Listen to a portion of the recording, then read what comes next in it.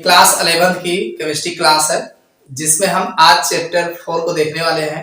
ये हमारा चौथा लेसन है और ये हिंदी मीडियम की केमिस्ट्री क्लास है जिसमें हम जो है चैप्टर 4 में आज देखने वाले हैं रासायनिक बंधन तथा आणविक संरचना, chemical bonding and molecular structure.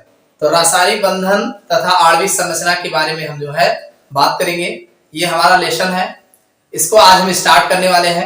इसको हम स्टार्ट करेंगे और इसमें फिर देखेंगे क्या क्या चीजें हैं। अगर आप लोग चैनल पर नए हैं तो चैनल को सब्सक्राइब कर लीजिएगा तथा वीडियो को जितना ज्यादा हो सके लाइक और शेयर करिएगा। देखिए, अगर आप केमिस्ट्री सब्जेक्ट की तैयारी कर रहे हैं, किसी भी एग्जाम्स की तैयारी कर रहे हैं, 11th की तैयारी कर रहे हैं, तो हमारे चैनल पर आपको जो है लेसन वाइज जो है प्लेलिस्ट में सारे वीडियो मिल जाएंगे। आप हमारे चैनल पर आइए और जो है हमारे चैनल से जो है अपने सभी टॉपिक को देख सकते हैं। ये केमिस्ट्री की क्लास है, इसमें आपको अगर कुछ भी नहीं आ रहा है, मान लीजिए इससे पहले आपने नहीं पढ़ा है, तब भी आप हमारे चैनल से के माध्यम से जो है आप आसानी से समझ सकते हैं और आपको समझ में आ जाएगा। ये हम बात करते हैं, सबसे पहले देखते हैं हमारा लेसन क्या है और लेसन में क्या बातें हैं। देखिए, सबसे पहले लिखा है रासायनिक बंधन। रासायनिक बंधन भाई, जो रासायनिक अभिक्रियाएं होती हैं तो जो भी कंपाउंड्स होते हैं, कोई भी कंपाउंड्स है, जैसे NaCl है, HCl है, HNO3 है, कोई भी कंपाउंड्स है तो वो NaCl मान लीजिए है, तो ये NaCl कैसे है? मान लीजिए NaCl है, सोडियम क्लोराइड है ये, तो अब आप ये नमक का फार्मूला बता रहे हो NaCl, तो NaCl ऐसे क्यों है भाई? ऐसे ये जो है Na आपस, ये पॉजिटिव चार्ज और Cl नेगेटिव चार्ज आपस में चार्ज बना करके जुड़े, आपस में चार्ज बना के जुड़े हैं। तो अब ये आपस में जब एक पॉजिटिव क्रिएट करता है, नेगेटिव क्रिएट करता है, तो काहे को पॉजिटिव क्रिएट करता है, काहे को नेगेटिव करता है? या मान लीजिए आपके पास जो है HCl है, तो HCl जो है, H और Cl जो है आपस में एक एक इलेक्ट्रॉन बॉन्ड का शेयर किए हैं, एक एक इलेक्ट्रॉनों का शेयर कर रहे हैं और एक एक बॉन्ड क्रिएट किए हैं। तो ऐसा क्यों बॉन्ड क्रिएट किए हैं? तो कुल मिला के आपस में जब दो परमाणु या अणु आपस में मिल करके बंधते हैं, आपस में कोई ना कोई, अब भाई ये क्या है? ये बॉन्ड जो है ये आपस में अट्रैक्शन दे रहा है, इनको बांध रहा है भाई, हाइड्रोजन और क्लोरीन को आपस में बांध रहा है ना, बांध करके हाइड्रोजन क्लोराइड बना रहा है। तो अब इसको बंधने, ये जो बंधा हुआ है, तो ये किस बॉन्ड द्वारा बंधा है, कैसे बंधा हुआ है, कौन सा आकर्षण बल कार्य करता है, यानी इनके मध्य जो आकर्षण बल कार्य करता है, यही इसी को बंध बोला जाता है, केमिकल बॉन्डिंग बोला जाता है। जैसे NaCl है तो Na और Cl आपस में बंधा हुआ है, तो इसका जो बंधना है इसी को बॉन्डिंग बोला जाता है। तो यहाँ पे रासायनिक बंधन यानी किस प्रकार से रासायनिक बंधन होते हैं, कितने प्रकार के होते हैं, क्यों होते हैं, इन सब के बारे में इस लेसन में पढ़ना है। अगला है आणविक संरचना। अब जैसे मान लीजिए ये NaCl है, तो ये NaCl किस प्रकार की इनकी संरचनाएं हैं, यानी बंधने के बाद इनकी संरचना कैसी होती है, इनकी संरचना में किस प्रकार के एंगल होते हैं, कितने डिग्री का कोण बनता है, इन सब के बारे में जानकारी जो है इस लेसन में हमें देखने को मिलेगा। तो ये आपका लेसन हो गया रासायनिक बंधन तथा आणविक संरचना, chemical bonding and molecular structure. तो ये बंध क्या होते हैं? जब दो विभिन्न परमाणु आपस में जिस बल द्वारा, आकर्षण बल द्वारा बंधे होते हैं, उसे हम बंध या रासायनिक बंध कहते हैं। जब दो या दो से अधिक परमाणु आपस में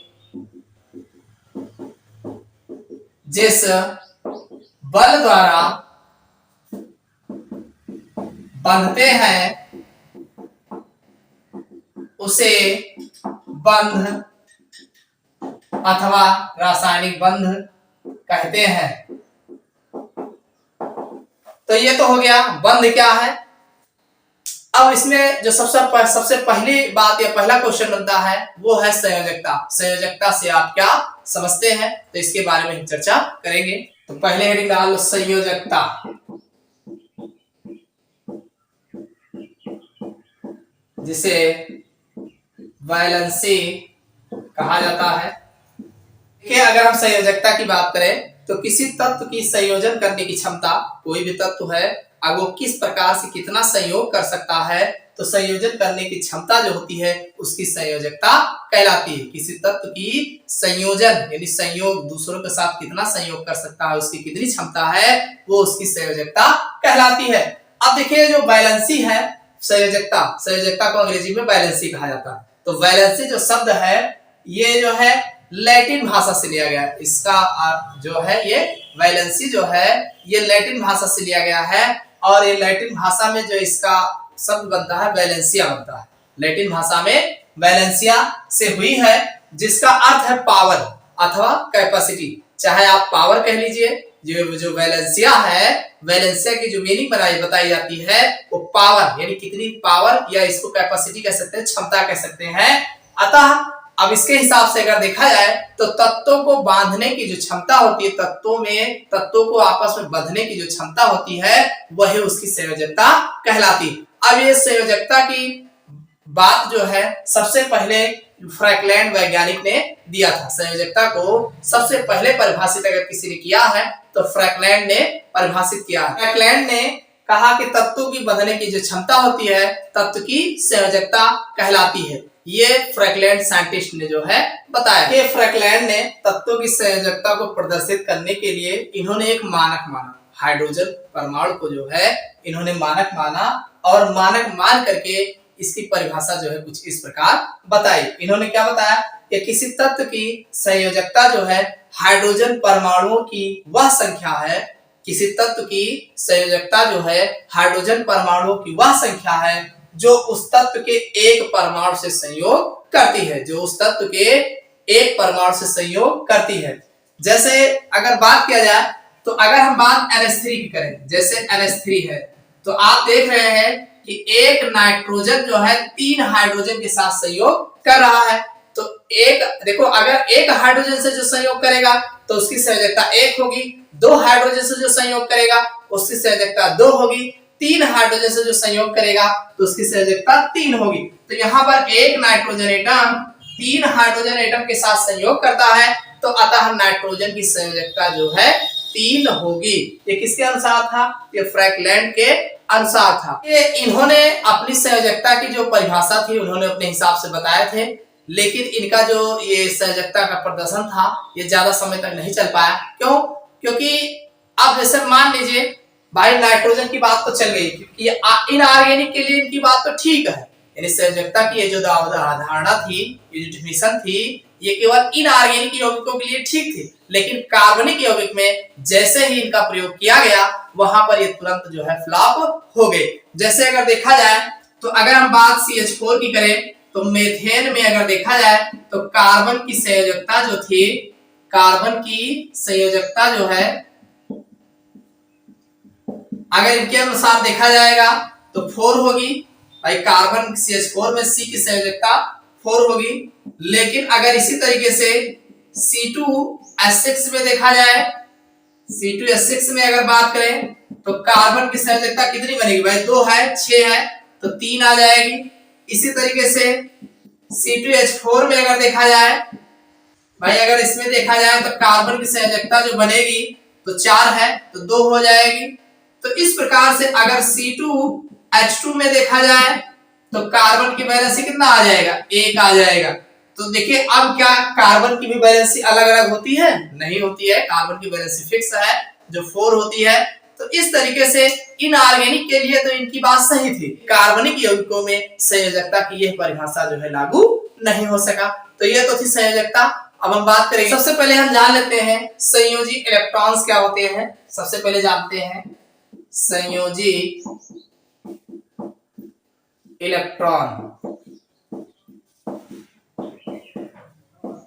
वैलेंसी इलेक्ट्रॉन।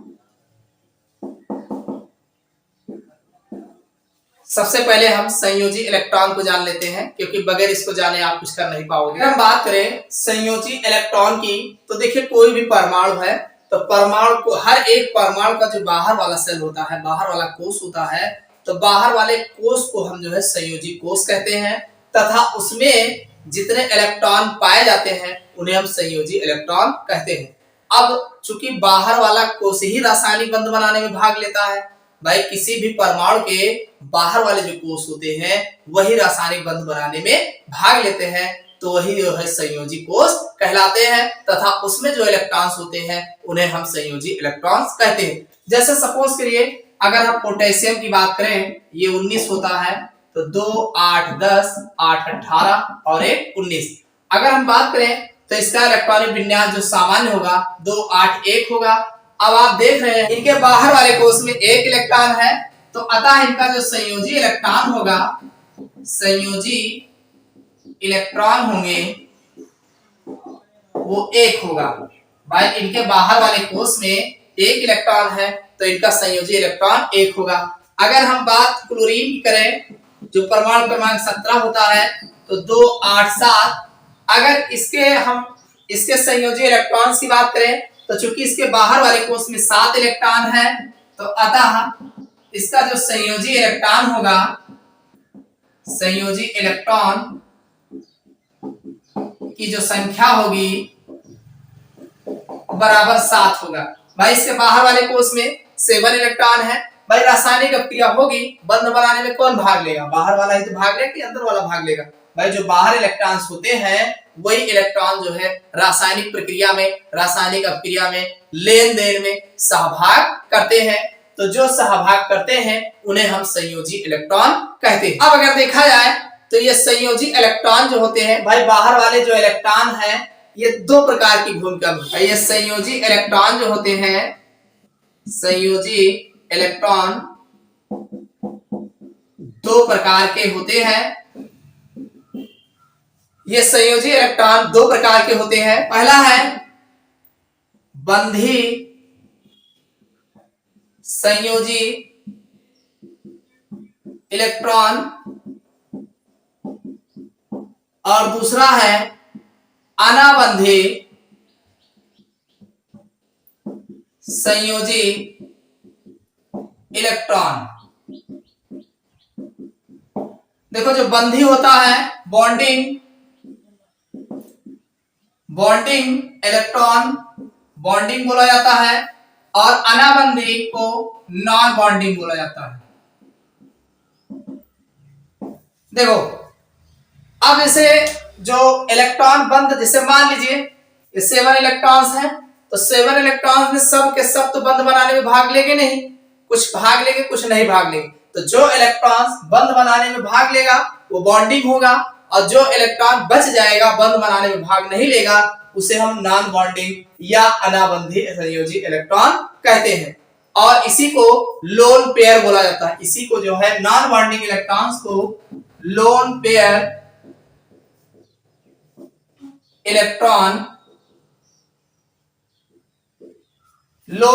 इलेक्ट्रॉन भी कहा जाता है। तो इस तरीके से बॉन्डिंग और नॉन बॉन्डिंग इलेक्ट्रॉन जो है आउटर सेल्स में संयोजी बंध इलेक्ट्रॉन्स कहलाते हैं। हम इलेक्ट्रॉनिक संकल्पना के आधार पर ये जो बंध होते हैं कितने प्रकार के होते हैं इन पर हम चर्चा करेंगे।